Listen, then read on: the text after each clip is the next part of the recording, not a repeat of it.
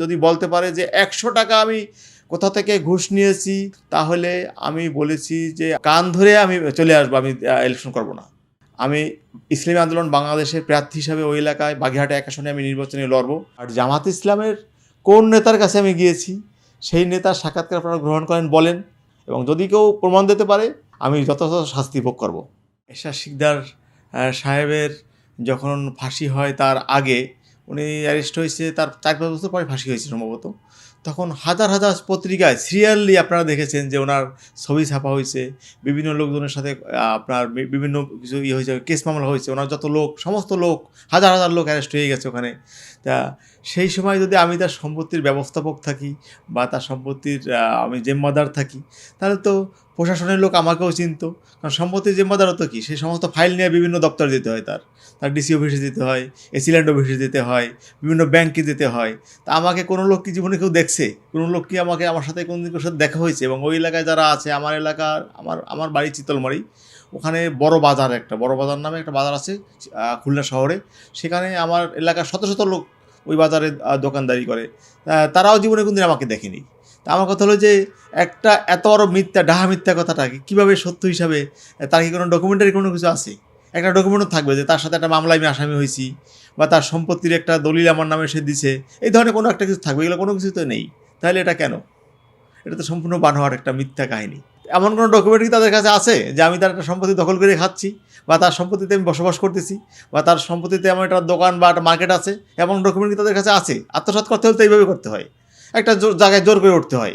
এখন অনেক চাঁদাবাজি হচ্ছে না, অনেক জায়গা দখল করে নিচ্ছে না? তা আমার কি এরকম ধরনের কোনো বিষয় আছে যে আমি একটা জায়গায়, এরশাদ শিকদারের একটা জায়গায় আমি উঠে বসে আছি খুলনা শহরে? আমি ৫ তারিখের আগে উমরা করতে যাই, ৬ তারিখে বাংলাদেশে আসি। মানে ৫ তারিখে সরকারের পতন হলো, ৬ তারিখে আমি বাংলাদেশে, সম্ভবত ৬ তারিখে আমি বাংলাদেশে নামি। আমার এয়ারপোর্ট থেকে খুলনায় যেতে অনেক কষ্ট হয়েছে। রাতের অন্ধকারে, মানে কোনো গাড়ি ঘোড়া নেই, তার ভিতরে আমি আমার গাড়িতে চলে গেলাম। এরপরে আমি আমার এলাকায় গেছি, প্রশাসনের সাথে দেখা করছি, ওসির সাথে দেখা করছি, এসপির সাথে দেখা করছি, ডিসি সাহেবের সাথে দেখা করছি, আমার মিলকারখানায় গিয়েছি, আমার অনেক সাংবাদিকদের সাথে দেখা হয়েছে, জনগণের সাথে দেখা হয়েছে। আমার একটা কওমি মাদ্রাসা আছে, সেখানে আমি আমার মা বাবা শায়িত আছে ওখানে পারিবারিক কবরস্থানে, তাদের কবর জিয়ারত করেছি। তো এ ধরনের অনেক লোকজনের সাথে আমার সাক্ষাৎ হয়েছে। ইভেন মিডিয়ার লোকজনের সাথে আমার সাক্ষাৎ হয়েছে, তারা আমার অন্য একটা সাক্ষাৎকারও তারা আমার নিয়েছে। তাহলে আমি আত্মগোপনে থাকলে এই কাজগুলো কীভাবে করলাম? এটাকে আত্মগোপনে থেকে এই কাজগুলো করা যায়? আমি নিয়মিত অফিস করেছি। আমার লাইসেন্সধারী অস্ত্র আছে। ৫ তারিখে সরকার প্রধানের পরে হয়তো ১৫-২০ দিন বা ১ মাসের ভিতরে অস্ত্র জমা দেওয়ার জন্য গভর্নমেন্ট একটা সার্কুলার দেয়। আমি নিজে সশরীরে থানায় যেয়ে আমি অস্ত্র জমা দিয়ে আসছি। তাহলে এর চেয়ে বড় প্রমাণ তার কিছু থাকে না। আমি সশরীরে যেয়ে অস্ত্র জমা দিয়ে আসছি থানায়, তো এর চেয়ে বড় প্রমাণ তার কিছু থাকে না। আর জামাত ইসলামের কোন নেতার কাছে আমি গিয়েছি সেই নেতার সাক্ষাৎকার আপনারা গ্রহণ করেন বলেন যে আমি ওই নেতার কাছে গিয়েছি, বলছি আমাকে যোগদান করান। এই ধরনের কাল্পনিক, মিথ্যা এবং একটা মানে 100% মিথ্যাচার। কোনো নেতার কাছে আমি যে বলিনি যে আমাকে আপনারা জয়েন করেন বা আপনার দলে আমি করতে চাই, এই ধরনের কোনো কথাই সত্য না। এবং যদি কেউ প্রমাণ দিতে পারে, আমি মানে আপনাদের মিডিয়ার সামনে বলতেছি, আমি যথাযথ শাস্তি ভোগ করব। আমি যেহেতু রাজনীতি করি, আমি ইসলামী আন্দোলন বাংলাদেশের প্রার্থী হিসাবে ওই এলাকায় বাগেরহাট ১ আসনে আমি নির্বাচনে লড়ব। সেক্ষেত্রে আমার বিরুদ্ধে এই ধরনের নিউজ আগামীতে হইতে পারে। আমরা এই জন্য পিছপা হব না, এ ধরনের নিউজ আসার চেষ্টা করব জবাব দেওয়ার। আর মিথ্যার উপরে নিউজ করে জনগণকে বিভ্রান্ত করা যায়, মানে বাইরের জনগণকে। ওই এলাকায় আমি চেয়ারম্যান ছিলাম, ওই এলাকার মানুষ জানে যে আমি কী করেছি, ওই এলাকার কী কাজ করেছি।